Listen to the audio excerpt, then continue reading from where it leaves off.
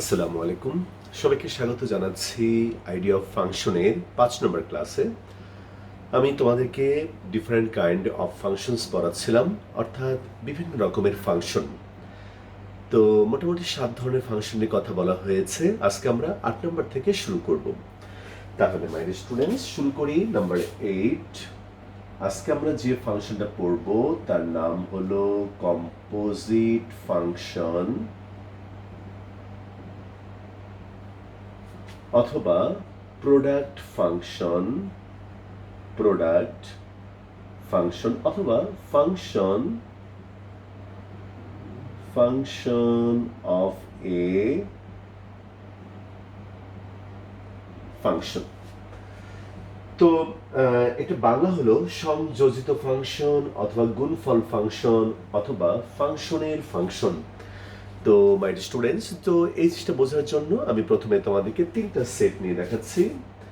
এই মনে করো একটা সেট এ, এই মনে করো একটা সেট বি, এবং এই হলো আরেকটা সেট সি।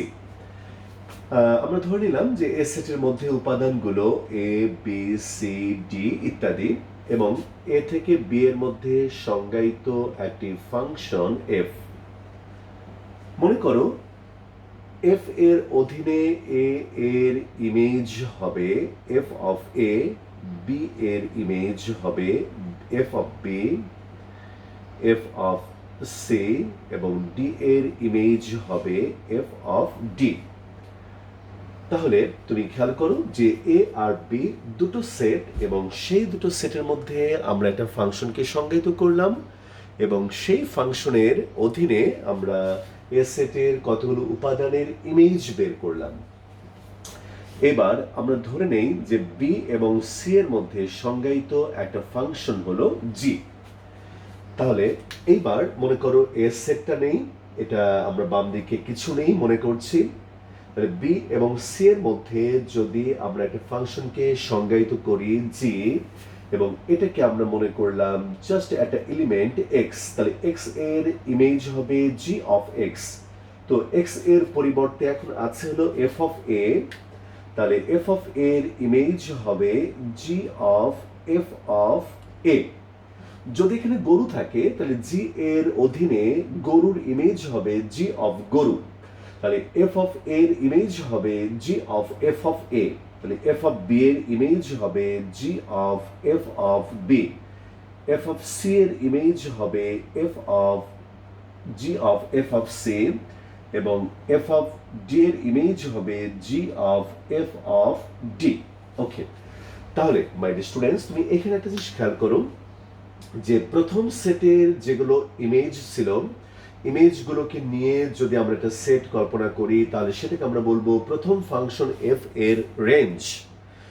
দেখো তাহলে প্রথম ফাংশনের রেঞ্জ যখন দ্বিতীয় ফাংশনের ডোমেইন হিসেবে যুক্ত হয়ে গেল, খেয়াল করো প্রথম ফাংশনের রেঞ্জ দ্বিতীয় ফাংশনের ডোমেইন হিসাবে যুক্ত হলো, এবং এখন আমরা নতুন এক ধরনের একটা ফাংশন পেলাম।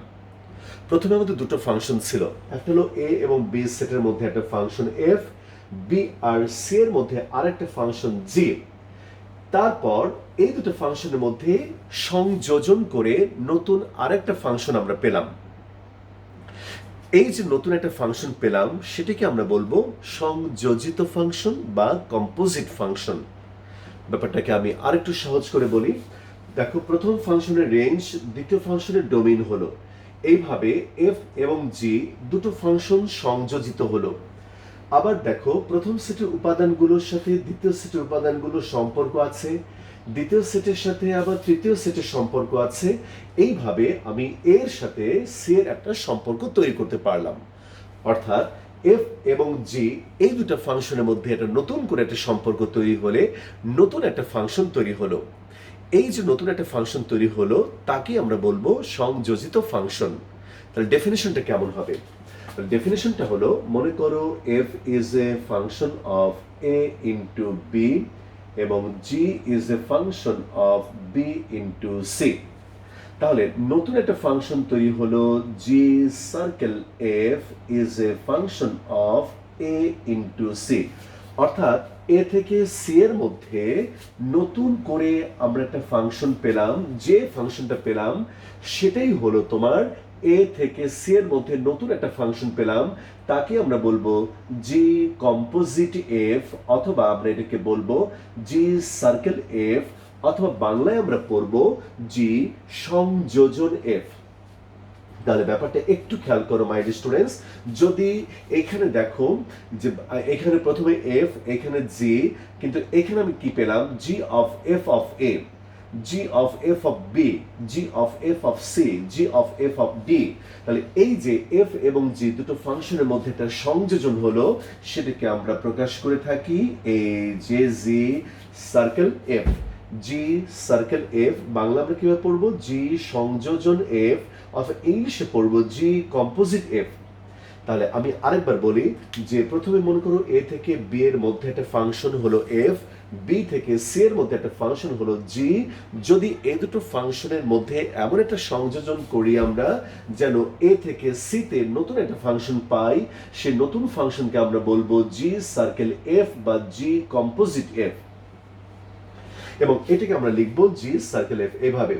যদি এটা তোমার জি হতো, এটা এফ হতো, তাহলে এখানে আমি পেতাম f of g of a, f of g of B, F of g of c, f of g of d. তখন আমি এটাকে লিখতাম এফ সার্কেল জি। আশা করি তুমি বুঝতে পেরেছো।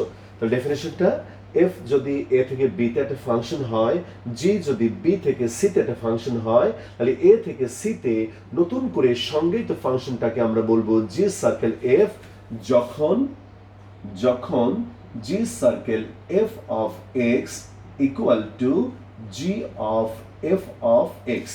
এই মানেটা বুঝতে হবে তোমাকে। যেমন এখানে আমি এক্স এর জায়গায় এ বি সি ডি, তো এ বি সি ডি এর পরিবর্তে ইন জেনারেল যদি আমি একটা ভ্যারিয়েবল কল্পনা করি এক্স, তাহলে সেটা হবে জি সার্কেল এফ অফ এক্স, মানে হলো জি অফ এফ অফ এক্স।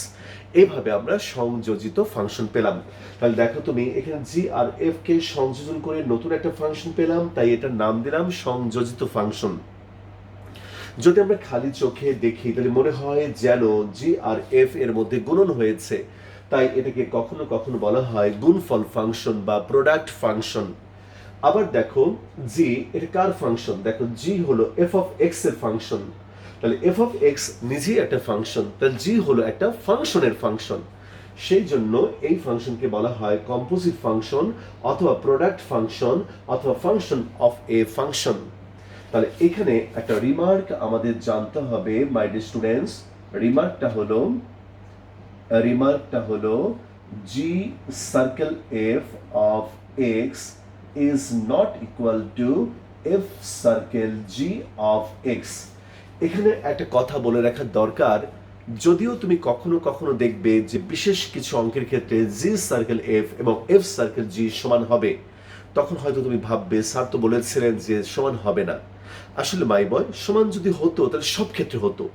ম্যাথমেটিক্সের ব্যাপারটা এমন, যদি একবার যদি না হয় আর যদি 999 বার যদি সেটা হয়, তাহলে সাপোর্টটা চলে যায় না হবার দিকে। তো এখানে আমরা এটা লিখলাম, অর্থাৎ in general G circle F এবং এফ সার্কেল জি কখনোই সমান হবে না। কিন্তু আমি রিয়েলি সরি মাই বয়, কখনো সমান হবে না মানে হলো সমান হতে পারে কিন্তু সবসময় সমান হবে না। ঠিক আছে? তো আমরা এই টাইপের যখন অঙ্কগুলো করব তখন আমরা এগুলো নিয়ে আরো ভালো বুঝতে পারবো। ঠিক আছে, এইবার আমি তোমাদের দেখাবো নাম্বার 9 ফাংশন নাম্বার 9। আমরা বিভিন্ন প্রকারের ফাংশন নিয়ে কথা বলছি, তাহলে এইবার আমি তোমাদেরকে দেখাবো মাই ডিয়ার স্টুডেন্টস নাম্বার 9 এ পলিনোমিয়াল ফাংশন কাকে বলে। Number 9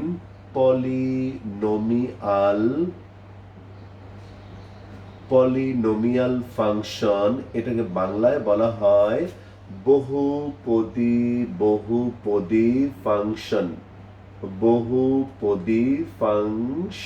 okay my dear students, তাহলে বহুপদী ফাংশনের সংজ্ঞাটা কি দেখো, a function of the form a not plus a one x plus a two x square plus a three x cube plus dot dot dot dot dot dot plus a n x to the power n. a function of the form a naught plus a1x plus a2x square plus a3x cube plus dot dot dot dot dot dot dot a n x to the power n যখন n হলো belongs to n n মানে নিশ্চয়ই তোমাদের মনে আছে এখানে n মানে হলো the set of all positive integers 1 2 3 dot dot dot dot dot অর্থাৎ সকল ধনাত্মক পূর্ণ সংখ্যা। তাহলে n হবে এরকম কোন ধনাত্মক পূর্ণ সংখ্যা। তাহলে এবার এটা খুব বিখ্যাত একটা ফাংশন, আমাদের খুব কাজে লাগবে এগুলো। তাহলে আমি কি বলছি যে a naught plus a1x plus a2x square plus a3x cube plus dot dot dot dot dot dot dot a n x to the power n এই আকারের কোন ফাংশনকে আমরা বলবো বহুপদী ফাংশন। যখন একটা কন্ডিশন মনে রাখতে হবে যে এই যে মনে করো x এর উপরে যে ঘাত, এই ঘাতটা সবসময় ধনাত্মক পূর্ণ সংখ্যা হবে। এই ঘাত সবসময় ধনাত্মক পূর্ণ সংখ্যা হবে। আমি এখন তোমাদেরকে এক্সাম্পল দিয়ে জিনিসটা বোঝানোর চেষ্টা করি। যেমন মনে করো fx 3x to the power 5 plus 5x square plus 3x cube plus 1। এখন প্রশ্ন হলো যে এটা কি একটা বহুপদী ফাংশন কিনা। তো এখানে আমি দেখেছি যে আমার স্টুডেন্ট একটা ভুল করে, তারা এরকম করে সাজিয়ে এটাকে ভাবতে চায়। তারা প্রথমে বলে স্যার এটা তো বহুপদী ফাংশন না। আমি বলি কেন ফাংশন না? তখন বলে স্যার এটা তো a naught plus a1x এরকম করে সাজানো নেই। আচ্ছা মনে করো আমি সাজিয়ে দিলাম 1 plus 3x, এখানে হলো তোমার 5x square plus 3x cube plus 3x to the power 5। তখন আবার প্রশ্ন করে যে স্যার এখানে a naught কে আমি 1 মনে করলাম কিন্তু a1x কিন্তু x যুক্ত কোনো পদ নেই। আসলে মাই ডিয়ার স্টুডেন্টস একদম হুবহু এরকম হতে হবে ব্যাপারটা সেরকম নয়। তুমি শুধু দেখবে যে এই টাইপের কোনো রাশি এবং তার উপর প্রত্যেকটা পদের উপর যে মাত্রাগুলো আছে সেই মাত্রাগুলো ধনাত্মক পূর্ণ সংখ্যা কিনা। যদি তোমার মনে করো এই টাইপের কোন একটা রাশি সেখানে তোমার সাজানো থাকুক বা না সাজানো থাকুক, তুমি শুধু দেখবে যে অজ্ঞাত চলকের উপরে মাত্রাগুলো ধনাত্মক পূর্ণ সংখ্যা কিনা। যদি ধনাত্মক পূর্ণ সংখ্যা হয়, যেমন এখানে তুমি দেখো 1 তো কনস্ট্যান্ট, এটা বাদ, বাকি যেগুলো আছে সেগুলোর উপরে যে মাত্রাগুলো আমরা দেখতে পাচ্ছি সে মাত্রাগুলো কিন্তু ধনাত্মক পূর্ণ সংখ্যা। তাহলে ধনাত্মক পূর্ণ সংখ্যা যদি হয় মাত্রা, তাহলে তুমি তাকে অবশ্যই একটা বহুপদী ফাংশন বলতে পারবে। তাহলে এটা একটা বহুপদী ফাংশন, এটা একটা বহুপদী ফাংশন। কিন্তু যদি তোমাকে একটু অন্যরকম করে দেই, যেমন মনে করো f of x 2x square plus 5x cube plus x to the power half plus 1। যেমন তুমি এবার দেখো এটার মাত্রা কত 2, এটার মাত্রা কত 3, এটার মাত্রা কত হাফ। তাহলে এটা তো ধনাত্মক পূর্ণ সংখ্যা না, ধনাত্মক কিন্তু পূর্ণ সংখ্যা না। তাহলে তুমি এটাকে কি বলবে? তুমি একটু কল্পনা করো, এটাকে তুমি কি বহুপদী ফাংশন বলতে পারবে? আচ্ছা আমি আরেকটা এক্সাম্পল দিই। মনে করো আরেকটা ফাংশন, এই মনে করো 2x square 5x to the power minus 3x plus 1। এখানে তুমি দেখো x এর উপরে যে মাত্রা সেটা হলো তোমার ঋণাত্মক পূর্ণ সংখ্যা, ধনাত্মক পূর্ণ সংখ্যা নয়। এটাতে কোনো সমস্যা নেই, এটা ধনাত্মক পূর্ণ সংখ্যা, এটা তো সমস্যা নেই, এটা তো কনস্ট্যান্ট। কিন্তু একটা পদে আমরা দেখতে পাচ্ছি যে x এর উপরে মাত্রা হলো তোমার ঋণাত্মক পূর্ণ সংখ্যা। এখন প্রশ্ন হলো এই দুটো ফাংশনকে আমরা কি বহুপদী ফাংশন বলতে পারবো কি না? না মাই ডিয়ার স্টুডেন্টস, এটাকে তুমি বহুপদী ফাংশন বলতে পারবে না। কারণ আমি যে ডেফিনেশন দিয়েছিলাম সেই ডেফিনেশন অনুযায়ী তোমার এক্স এর উপরে যে মাত্রাগুলো থাকবে সেগুলো অবশ্যই ধনাত্মক পূর্ণ সংখ্যা হতে হবে। কিন্তু এখানে তা হয়নি। যদি না হয়, যদি একটা পদের ক্ষেত্রেও মাত্রা যদি তোমার ধনাত্মক পূর্ণ সংখ্যা না হয়, তবে তুমি তাকে বহুপদী ফাংশন বলতে পারবে না। তাহলে প্রশ্ন হলো তাকে আমরা কি বলবো? তাকে আমরা বীজগাণিতিক ফাংশন বলবো। মাই ডিয়ার স্টুডেন্টস, এই কথাটা তুমি খুব ভালো করে মনে রাখবে। যদি বহুপদী ফাংশন হতে হতে হতে হতে যদি না হয়, প্রায় হয়েই গেল, কিন্তু যদি দেখা যায় যে কোনো একটা টার্মে গিয়ে কোনো একটা জায়গায় গিয়ে সে শর্তটা মেনে চলছে না, তখন তুমি তাকে বলবে বীজগাণিতিক ফাংশন বা অ্যালজেব্রিক ফাংশন। তাহলে এটাকে আমরা বলবো algebraic function. Algebraic function. Okay my boy. তাহলে এইবার তুমি বলো তো এটা কি হবে? এটাকে তুমি কি বলবে? এটাকে তুমি বলবে হচ্ছে পলিনোমিয়াল ফাংশন। কিন্তু যদি আমি 1/x দেই, সেটা হবে অ্যালজেব্রিক ফাংশন। আচ্ছা, আবার দেখো এফ অফ এক্স, মনে করো এক্স স্কোয়ার প্লাস 1, এটা অবশ্যই বহুপদী ফাংশন। তাহলে এর উপর যদি একটা রুট দিয়ে দেই, তাহলে এটা কিন্তু আর বহুপদী ফাংশন থাকে না, এটা তখন হয়ে যায় অ্যালজেব্রিক ফাংশন। ঠিক আছে? ওকে, এবার একটা কথা বলি মাই ডিয়ার স্টুডেন্টস। মনে করো f of x is equal to x square plus 2x plus 5। এটাকে তুমি যদি কেউ তোমাকে জিজ্ঞেস করে, তাহলে তুমি অবশ্যই এটাকে বলবে বহুপদী ফাংশন। এবার মজার ব্যাপার হলো, একটা বহুপদী ফাংশনকে তুমি বীজগাণিতিক ফাংশন বলতে পারবে। আমি আবারও বলি, একটা বহুপদী ফাংশনকে তুমি বীজগাণিতিক ফাংশন বলতে পারবে, কিন্তু একটা বীজগাণিতিক ফাংশন যে বহুপদী ফাংশন হবেই সেই গ্যারান্টি তুমি দিতে পারো না। That is, my dear students, all polynomial functions are algebraic, but the converse is not always true. ঠিক আছে? তাহলে আমি এই বিষয়টাকে একটু একটা ছবি দিয়ে তোমাকে দেখাই। এই দেখো মাই ডিয়ার স্টুডেন্টস, তাহলে এই দেখো, মনে করো এটা হচ্ছে তোমার অ্যালজেব্রিক ফাংশনের একটা, এই যে অ্যালজেব্রিক ফাংশন, এর পেটের মধ্যে আছে হলো পলিনোমিয়াল। এর পেটের মধ্যে আছে পলিনোমিয়াল, অর্থাৎ পলিনোমিয়াল ফাংশনের জগৎটা হলো অ্যালজেব্রিক ফাংশনের একটা উপজগৎ। ঠিক আছে? আশা করি তুমি বুঝতে পেরেছো। ওকে, ঠিক আছে। তাহলে নাম্বার 9 এর পরে এইবার আমি তোমাদেরকে দেখাবো হলো নাম্বার 10। এইবার quadratic function. Quadratic function. Okay my boy, এটা বাংলা হলো দ্বিঘাত ফাংশন। আচ্ছা, দ্বিঘাত ফাংশন কাকে বলে? অর্থাৎ একটা function f x a x square plus b x plus c, এখানে অবশ্যই একটা কন্ডিশন লিখে দিতে হবে, a is not equal to 0। তাহলে a function of the form a x square plus b x plus c, অর্থাৎ a x square plus b x plus c যখন a is not equal to 0, এই আকারের কোনো ফাংশনকে বলা হয় দ্বিঘাত ফাংশন। আচ্ছা মাই ডিয়ার স্টুডেন্টস, তুমি কি এটাকে বহুপদী ফাংশন বলতে পারো না? তুমি কিন্তু এটাকে অ্যালজেব্রিকও বলতে পারো। আবার এটাকে আবার নতুন করে কি নাম দিলাম? দ্বিঘাত ফাংশন দিলাম। আমি এই কথা তোমাদেরকে আগেই বলেছিলাম যে একটা ফাংশনের অনেকগুলো নাম হতে পারে। তুমি এটা নিয়ে কখনোই কনফিউজড হবে না। তুমি প্রত্যেকটা বৈশিষ্ট্যের উপর ভিত্তি করে ফাংশনগুলোকে চেনার চেষ্টা করবে। তাহলে এটা যেমন একটা দ্বিঘাত ফাংশন, তেমন করে এটাকে আমরা বলবো একটা পলিনোমিয়াল ফাংশন, তেমন করে আমি এটাকে বলবো একটা অ্যালজেব্রিক ফাংশন। ঠিক আছে? ওকে, এবার নাম্বার 11, লিনিয়ার ফাংশন। লিনিয়ার ফাংশনের বাংলা আমরা এখানে বলবো একমাত্রিক ফাংশন।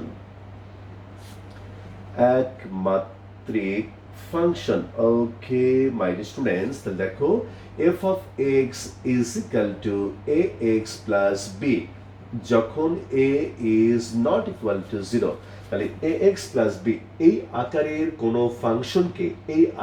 কোনো ফাংশনকে বলা হয় একমাত্রিক function. Okay my dear students, তাহলে এখানে এটাকেও তুমি বলতে পারো পলিনোমিয়াল ফাংশন, এটাকে বলতে পারো তুমি অ্যালজেব্রিক ফাংশন, এভাবে তুমি নামগুলো বলতে পারো। ঠিক আছে, তাহলে এইবার আমি তোমাদের দেখাবো নাম্বার 12।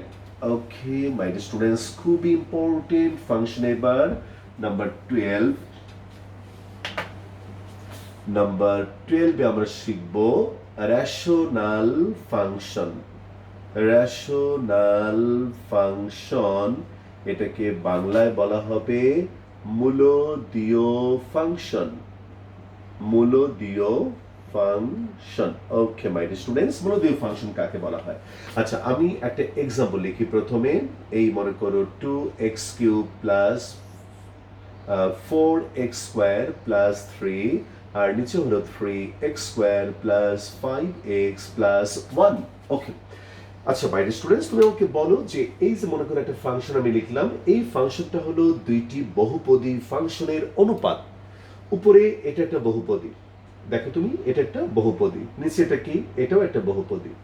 তাহলে যদি দুটি বহুপদীর ফাংশনের অনুপাত রূপে তুমি আরেকটা নতুন ফাংশনকে ডিফাইন করো, আমি আবার বলি, যদি দুইটি বহুপদী ফাংশনের অনুপাত রূপে একটা নতুন ফাংশনকে ডিফাইন করো, তাহলে তুমি সেই নতুন ফাংশনটিকে মূলদীয় ফাংশন বলবে। A function which is expressed as the ratio of two polynomial functions is called rational function। ঠিক আছে, তাহলে দুটি বহুপদী ফাংশনের অনুপাত রূপে প্রকাশিত ফাংশনকে মূলদীয় ফাংশন বলা হয়। তাহলে এটা একটি মূলদীয় ফাংশন, তুমি খেয়াল করো মাই বয়, এটা একটা মূলদীয় ফাংশন। কিন্তু আমার এখন প্রশ্ন হলো যে এইটা কি, 2x⁻⁴ 4x² প্লাস 3, নিচে হলো 3x² plus 5x plus 1।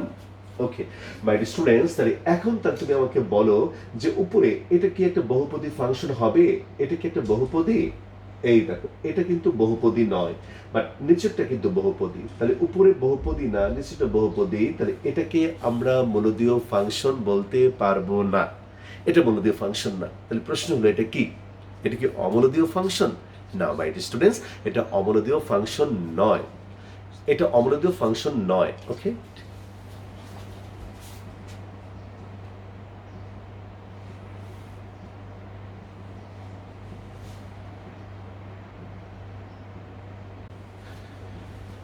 Okay my dear students, তাহলে কিন্তু এটা কিন্তু মূলদীয় ফাংশন নয়। তাহলে এটা কি? এটা হচ্ছে তোমার অ্যালজেব্রিক ফাংশন।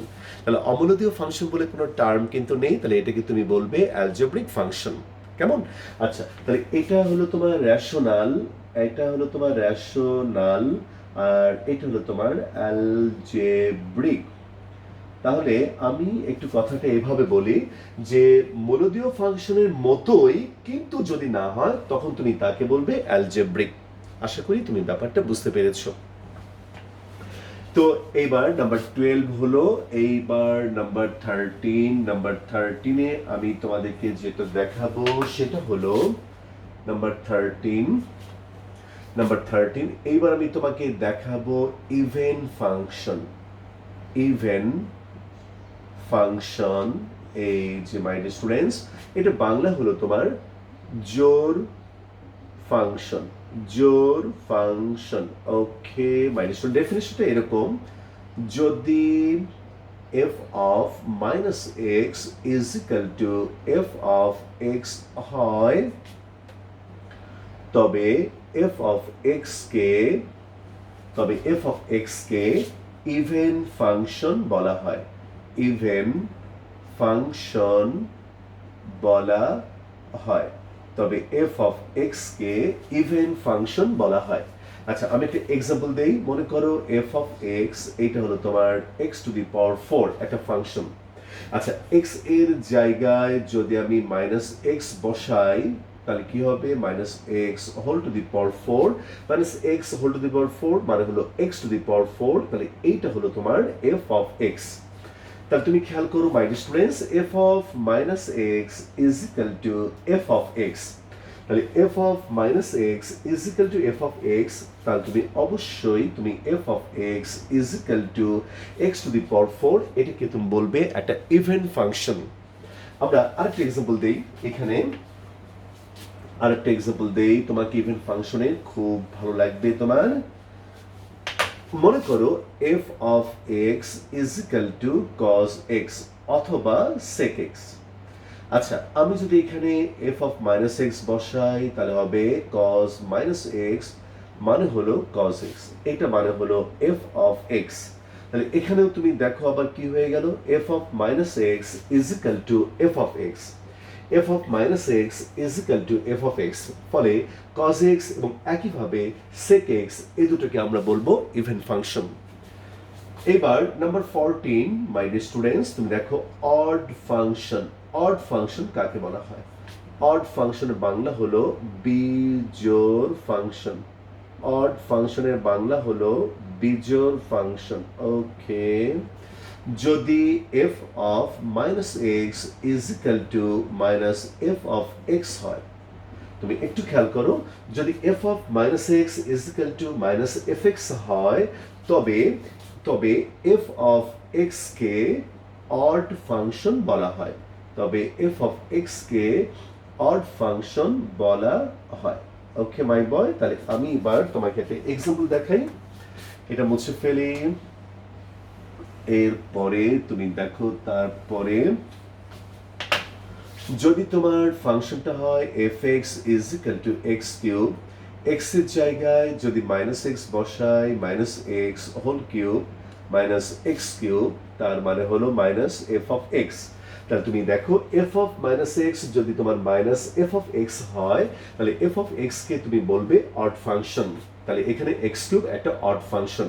আরেকটা এক্সাম্পল দেখাই। মনে করো f x is equal to sine x অথবা কোসেক এক্স অথবা ট্যান এক্স কট এক্স ইত্যাদি।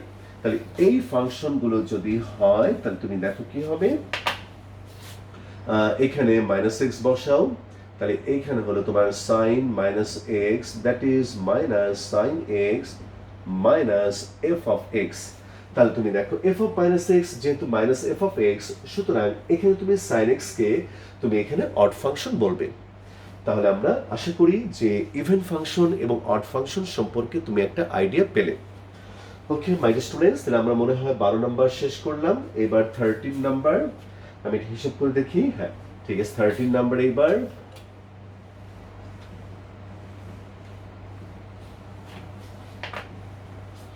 আচ্ছা ঠিক আছে মাই বয়, 13 নাম্বার ফাংশনে এবার আমরা পড়ব হলো trigonometric function. Trigonometric function. Okay, এটা খুব সহজ আইডিয়া। ট্রিগোনোমেট্রিক ফাংশনের বেলায় আমরা কাকে বলবো? তাহলে একটু মন দিয়ে শোনো মাই বোন। ত্রিকোণমিতিতে যে আমাদের 6টা অনুপাত আছে, যেমন sine x, cos x, tan x, sec x, cot x, cosec x, এই 6টা অনুপাতকে আমরা ট্রিগোনোমেট্রিক ফাংশন বলি। আবার এখান থেকে এক বা একাধিক অনুপাত নিয়ে নতুন নতুন ট্রিগোনোমেট্রিক ফাংশনও তৈরি হতে পারে। তাহলে একটু বলি, তাহলে এই দেখো f x is equal to sine x, এইটা যেমন একটা ট্রিগোনোমেট্রিক ফাংশন, আবার এটা দিয়ে অথবা কজ এক্স দিয়ে অথবা অন্যান্য ট্রিগোনোমেট্রিক অনুপাত দিয়ে, যেমন সাইন স্কোয়ার এক্স প্লাস 1, এটাও একটা ট্রিগোনোমেট্রিক ফাংশন হতে পারে। F x is equal to sec x plus tan x, এটাও একটা ট্রিগোনোমেট্রিক ফাংশন। তাহলে ত্রিকোণমিতিক ফাংশনের সংজ্ঞাটা কি? ত্রিকোণমিতিক ফাংশনের সংজ্ঞা হলো, ত্রিকোণমিতিতে যে 6টি অনুপাত আছে সেই 6টি অনুপাতের প্রত্যেকটিকে ত্রিকোণমিতিক ফাংশন বলা হয়। আবার এখান থেকে এক বা একাধিক ত্রিকোণমিতিক অনুপাত নিয়ে নতুন নতুন ত্রিকোণমিতিক ফাংশন তৈরি হয়। ঠিক আছে? ওকে, এরপর চলে আসো নাম্বার 14। নাম্বার 14 মাই ডিয়ার স্টুডেন্টস, এইবার তুমি লিখবে সার্কুলার ফাংশন। এটাকে বাংলায় বলা হয় বৃত্তীয় function. Okay my dear students, বৃত্তীয় ফাংশন কাকে বলা হয়? মনে করো f of x is equal to sine x, এটা একটা ত্রিকোণমিতিক ফাংশন। তুমি জানো যে এখানে কোণ, দ্যাট ইজ অ্যাঙ্গেল এক্স কে দুইটা পদ্ধতিতে পরিমাপ করা যায়। একটা হলো 60-মূলক পদ্ধতি, যেটা ইউনিট হলো তোমার ডিগ্রি, আর একটা হচ্ছে বৃত্তীয় পদ্ধতি বা সার্কুলার সিস্টেম, যার ইউনিটটা হলো তোমার রেডিয়ান। মাই ডিয়ার স্টুডেন্টস, একটু মন দিয়ে শোনো। এই ত্রিকোণমিতিক ফাংশনে যখন এক্স কে অর্থাৎ অ্যাঙ্গেলকে বৃত্তীয় পদ্ধতিতে পরিমাপ করা হয়, দ্যাট ইজ রেডিয়ানে পরিমাপ করা হয়, তখন এই ত্রিকোণমিতিক ফাংশনগুলোকেই বৃত্তীয় ফাংশন বলা হয়। অর্থাৎ ত্রিকোণমিতিক ফাংশনগুলোর আরেক নাম হলো বৃত্তীয় ফাংশন। অন্যভাবে তোমাদেরকে দেখাই। মনে করো যে x square plus y square is equal to 1, এটা আমরা সবাই জানি, এটা একটা বৃত্তের সমীকরণ। এখন এই বৃত্তের সমীকরণের লেফট হ্যান্ড সাইডে যদি আমরা এক্স জায়গায় সাইন থিটা আর ওয়াইয়ের জায়গায় কস থিটা বসাই, sine square theta plus cos square theta is equal to 1, that is right hand side. অর্থাৎ মাই ডিয়ার স্টুডেন্টস, এই বৃত্তের সমীকরণ সাইন থিটা কস থিটা দিয়ে সিদ্ধ হয়। তাহলে বৃত্তের সমীকরণ যেহেতু সাইন থিটা কস থিটা দিয়ে সিদ্ধ হয়, তাই বোঝাই যায় যে সাইন থিটা কস থিটার সাথে একটা বৃত্তের সম্পর্ক আছে। তো যেহেতু সাইন থিটা কস থিটা দিয়ে বৃত্তের সমীকরণ সিদ্ধ হয়, তাই সাইন থিটা কস থিটা এবং অন্যান্য অনুপাতগুলোকে বৃত্তীয় ফাংশন বলা হয়। কারণ অন্যান্য অনুপাতগুলো কিন্তু সাইন কসের উপর নির্ভরশীল। যেমন সেক থিটা মানে কি 1/cos থিটা, ট্যান থিটা মানে কি sin/cos থিটা। কেমন? তাহলে মাই ডিয়ার স্টুডেন্টস, তাহলে বৃত্তীয় ফাংশন কেন বলা হয়? আমি দুটো কারণ তোমাদের বলেছি, দুটো কারণ আসলে একই কারণ, তুমি এটা বড় হলে এটা বুঝতে পারবে। ঠিক আছে, ওকে। তাহলে এইবার আমি তোমাদের দেখাবো number 15 inverse circular function. Inverse circular function number 15